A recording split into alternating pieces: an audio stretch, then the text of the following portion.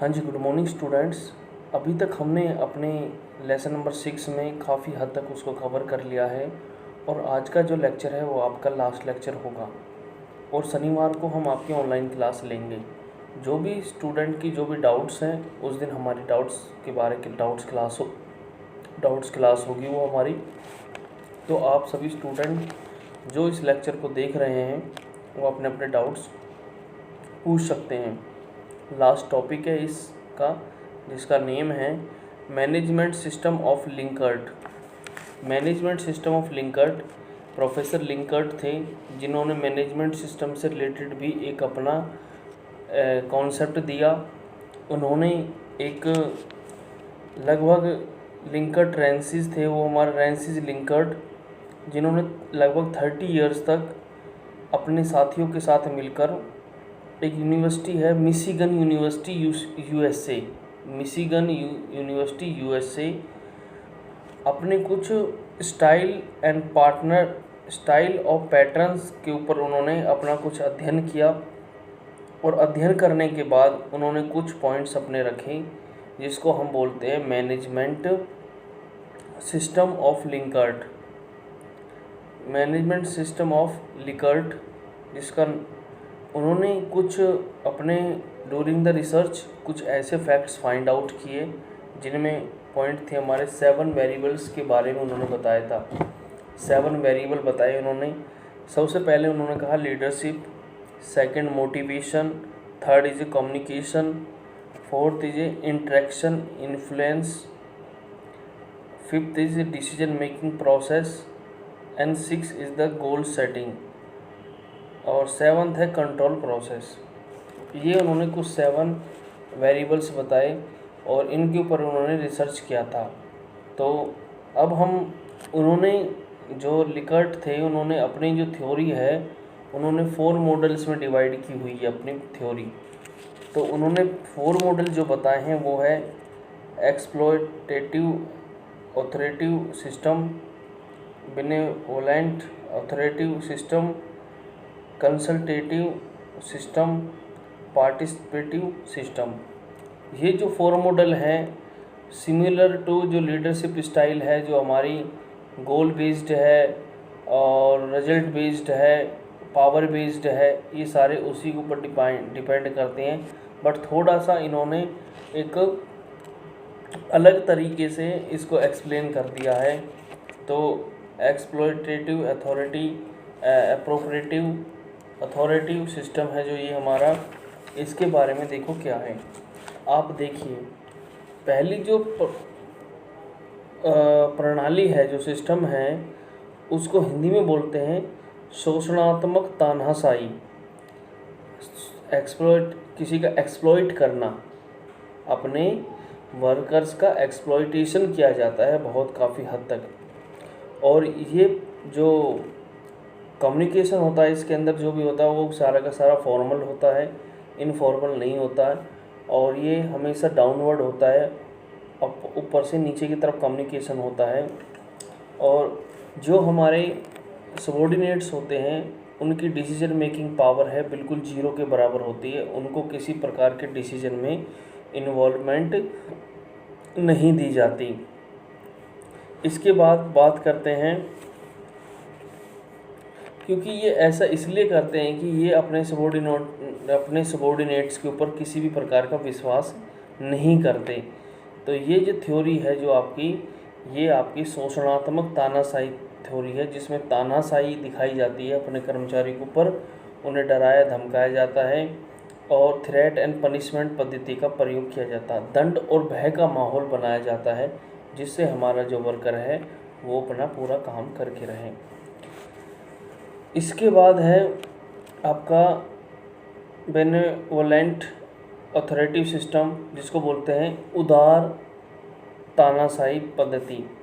उदार का मतलब है इसमें पनिशमेंट तो रहता ही है, कैरोट एंड स्टिक थ्योरी है और पारितोषिक एंड दंड। जो व्यक्ति अच्छा काम करता है उसको तो थोड़ा सा पारितोषिक भी दिया जाता है, उसको इंसेंटिव्स भी दिया जाता है।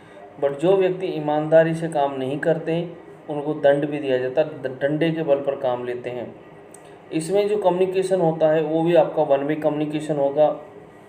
इसमें भी मतलब कि जो हमारे सबॉर्डिनेट्स हैं उनकी भी जो इन्वॉल्वमेंट है मैनेजमेंट में वो लगभग जीरो ही रहती है, और सभी कर्मचारी को इसके अंदर भी सबकी निगाहों से ही, सबकी दृष्टि से ही देखा जाता है, और इसमें भी एक डर का माहौल सही रहता है। और इसमें फिर भी वरिष्ठ अधिकारी हैं जो वो अपने अधीनस्थों को संरक्षण प्रदान करते हैं। मतलब कि जो मैंने आपको शोषणात्मक बताई है, इससे शोषणात्मक है जो, और ये उदारतानाशाही है जो, इसमें थोड़ा ऊपर वाली से थोड़ा कम शोषण होता है। शोषण तो इसमें भी होता है अपने कर्मचारी का जो लीडर्स होते हैं वो शोषण तो करते हैं, पर इसमें थोड़ा सा कम करते हैं। वो सपोर्ट भी करते हैं जहाँ पर उनको सपोर्ट करने की जगह होती है, उनको सहारा देने की आवश्यकता होती है। अब इसके बाद है आपका third, consultative system. Consultative system का मतलब है इस प्रणाली में प्रबंधकों की तानाशाही प्रवृत्ति लगभग समाप्त हो जाती है। अब उनका मन है वो बिल्कुल लिबरल हो जाता है अबाउट देयर वर्कर्स। तो वो क्या करते हैं, दंड के स्थान पर थोड़ा सा इंसेंटिव देना शुरू कर देते हैं, और प्रबंधक अपनी बात अधीनस्थों को कहते भी हैं और उनकी सुनते भी हैं। कोई बात हो जाती है तो उनसे वो बोलते भी हैं और उनकी सुनते भी हैं। इसके बाद वरिष्ठ एवं अधीनस्थ के मध्य विश्वास पर्याप्त मात्रा में होता है, जबकि ऊपर वालों में दोनों में विश्वास की कमी होती थी। दोनों एक दूसरे पर विश्वास नहीं करते थे, और फ्लेक्सिबल एंड गोल ओरिएंटेड होती है ये। और अधीनस्थों का जो भागीदारी है जो प्रबंध में, उसको भी निश्चित किया जाता है, जिससे वर्कर्स है जो और फ्री माइंड से कंपनी में काम कर सकें। तो ये आपकी इस प्रणाली की पहली तो प्रणाली की अपेक्षा सुधरे हुए रूप में है। मतलब कि ये जो प्रणाली है ऊपर वाली से काफ़ी इसमें सुधार है। इसमें लोगों की भावनाओं को ध्यान में रखा जाता है। अब है पार्टिसिपेटिव सिस्टम। पार्टिसिपेटिव का मतलब पार्टिसिपेट करना। इस प्रणाली में जो हमारी इन्वॉल्वमेंट है एक वर्कर की, वो भी बढ़ने शुरू हो जाती है, और खुला और बहुत ही साधारण तरीके से संदेशवान है जो हमारा कम्युनिकेशन है वो सभी वरिष्ठ अधिकारियों के और अधीनस्थ अधिकारियों के बीच में होता है।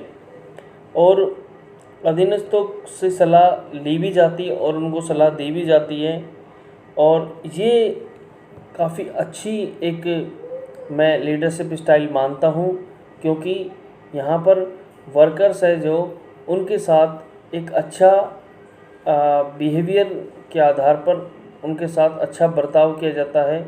उनको किसी भी प्रकार से उनके एक्सप्लॉयटेशन मानसिक एंड शारीरिक किसी प्रकार से नहीं किया जाता है।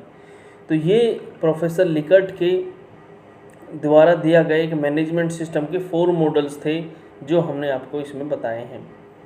इसके बाद इन्होंने एक डिफरेंस सेट करके टेबल का कर रखी है तैयार इन्होंने, वो आप पढ़ लेना। वो आप जो आपको इस थ्योरी में बताया गया है सिर्फ उन्हीं बातों को इसके अंदर लिखा है।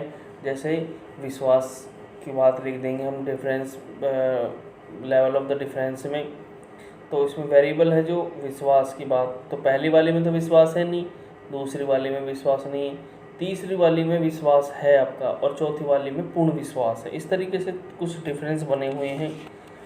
अब है हमारा टेस्ट ऑफ मैनेजमेंट सिस्टम कि लिकर्ट ने जो 4 अपने मॉडल दिए हैं परफॉर्मेंस कैरेक्टरिस्टिक्स के आधार पर किया उनको, अर्थात यह देखने का प्रयास किया गया कि कौन सी प्रबंध प्रणाली सबसे अच्छे परिणाम दे सकती है। अब देखो पहली वाली, दूसरी, तीसरी, चौथी, तो इनमें से कोई प्रणाली एक ऐसी हो सकती है जो अच्छे रिजल्ट्स हमें दे सकती है। तो हम ये जो एक्सपेरिमेंट है ये हम कर सकते हैं। एक टीचर ऐसा है जो बहुत ही स्ट्रिक्ट है, बच्चों की सुनता नहीं है, बच्चों से उनके क्वेश्चन नहीं पूछता, और एक टीचर ऐसा है कि बच्चों के साथ कोऑपरेटिव तरीके से बात करता है, उनसे उनके दिल की सुनता है, और एक फ्रेंडली उसके रिलेशंस होते हैं। तो कौन से जो टीचर के रिजल्ट्स अच्छे आएंगे, एक ऐसे टीचर के रिजल्ट जो स्टिक है, एक ऐसा जो फ्लेक्सिबल है, जो फ्रेंडली जिसका नेचर है। तो ये 4 प्रकार की जो लिकर्ट के द्वारा जो थ्योरी है, इनमें उन्होंने इस बात का बताया है कि कौन सी थ्योरी हमारी किस परिस्थिति में अच्छी रहेगी। तो सबसे पहले देखिए, परफॉर्मेंस की बात हम कर रहे हैं यहाँ पर, productivity, employees turnover rate, employees absenteeism rate. तो इसके बाद है quality control, wastage of resources and wastage of scrap, ये इन्होंने बता रखा है यहाँ पर। तो इसके बाद विश्लेषण करने पर यह पाया गया कि प्रथम जो प्रणाली में उत्पादन की क्वालिटी सबसे कम होगी, जो हमारी एक्सप्लॉयटेटिव ऑथोरेटिव जो सिस्टम है, प्रथम जो है आपकी, उसमें क्वालिटी और उत्पादकता कम होगी एंड प्रोडक्टिविटी कम होगी। इसके विपरीत कर्मचारी परिवर्तन दर, कर्मचारियों का एब्सेंटीज़म और wastage of the raw material इस बात परिणाम की संकेत करते हैं कि शोषणात्मक तानाशाही प्रबंध प्रणाली लागू करना बिल्कुल भी लाभदायक नहीं है। कोई भी व्यक्ति आज ऐसा नहीं है कि अपना शोषण करवाने के लिए बैठा हुआ कंपनी में। कोई भी व्यक्ति अगर अपना कोई काम करने के लिए जाता है तो वो यह सोचता है कि मैं किसी प्रकार का मेरा मेंटल एंड फिजिकली एक्सप्लॉयटेशन ना हो। तो प्रथम वाली जो है आपकी, उसको हम संगठन के अंदर किसी भी सूरत में लगा नहीं सकते। और जिन संगठनों में सहभागिता में प्रबंध प्रणाली को अपनाया गया है, यानी कि वर्कर्स की जो इन्वॉल्वमेंट है या अपने सबॉर्डिनेट्स की इन्वॉल्वमेंट है, उसको बढ़ाया हुआ है, तो वहाँ सभी निष्पादन विशेषताओं के सकारात्मक परिणाम आपको देखने को मिले हैं। यह प्रणाली एक उत्तम प्रणाली है, जहाँ पर मैंने पार्टिसिपेटिव के बारे में आपको बताया है। तो ये आपका जो चैप्टर है आज बिल्कुल कंप्लीट हो गया है। और आपको इसमें 2 क्वेश्चन, आपको 2 या 3 क्वेश्चन एटलीस्ट तैयार करने पड़ेंगे आपको एग्ज़ाम के पॉइंट ऑफ व्यू से, क्योंकि ये चैप्टर काफ़ी बड़ा है।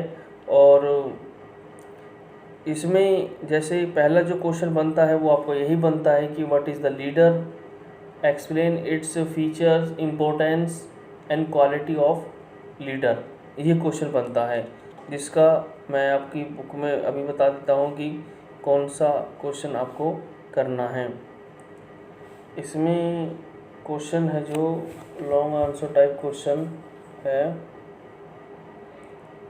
क्वेश्चन नंबर फर्स्ट है ना, ये आपको करना है। इसमें क्वेश्चन नंबर जो फर्स्ट है, define leadership, mention the essential quality of leader, what are the main functions of leaders, ये आप कर लेना इसमें।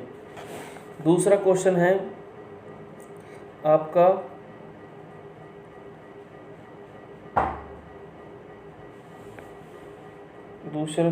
आपको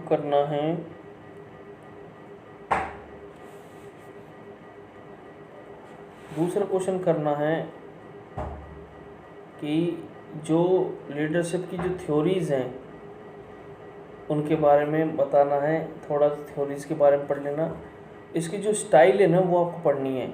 what is the leadership, explain leadership style in details, ये आपको पढ़ना है। इसके बाद आपका ये चैप्टर कंप्लीट है। और हमारी जो सैटरडे को जो क्लास होगी तो उसमें हम आपकी क्वेरी लेंगे। आई होप आप इन सभी वीडियोस का फ़ायदा ले रहे होंगे। और मैं आपको एंड में एक बात कहता हूँ कि एक बार आप ज़रूर चैनल को सब्सक्राइब कर दें, क्योंकि सब्सक्राइब अगर मेरे बढ़ेंगे तो चैनल चलेगा, नहीं तो बंद हो जाएगा, आप इसका बेनिफिट नहीं ले पाएंगे। ठीक है, थैंक यू।